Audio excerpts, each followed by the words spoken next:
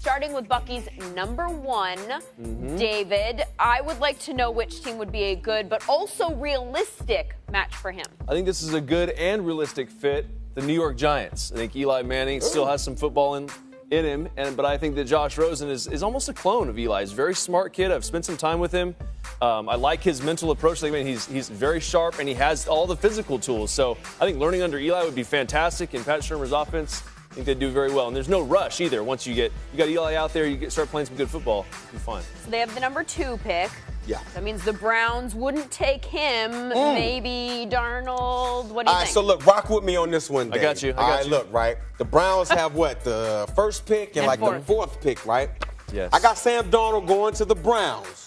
But I think it's going to be at the 4th pick. Okay. I really like think that. overall They they may go for another explosive player. Why? Because they really hold all the cards, right? They have 2 picks in the top 5. They can trade up to be the number 2 pick if they want to. So go like Saquon or something like that and take Something whatever like quarterback that. maybe at 4. I like that. Exactly. That's what I think is going to happen. I mean, I think Sam Darnold's a good fit for him. Then he obviously has to cut down on the turnovers, 13 interceptions last year, some fumbles. But I like that That's kid. smart, though. I like that. Strong arm. David, Baker.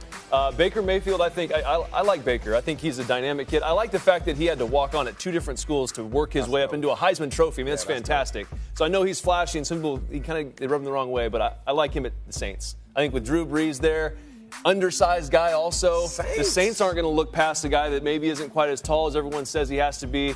I love just his overall ability, moving with the pocket. Obviously, can throw the football. That's a good one. I think it'd be a really good spot for him. That, yeah. That's interesting. The 27th pick, that's where the Saints are picking in the first round. What about Lamar Jackson, Mike? This one is tough for me because, I don't know if the NFL is quite ready to totally go all in on quarterbacks like this and totally transform every offense to be where the quarterback is getting 10, 12 carries a game.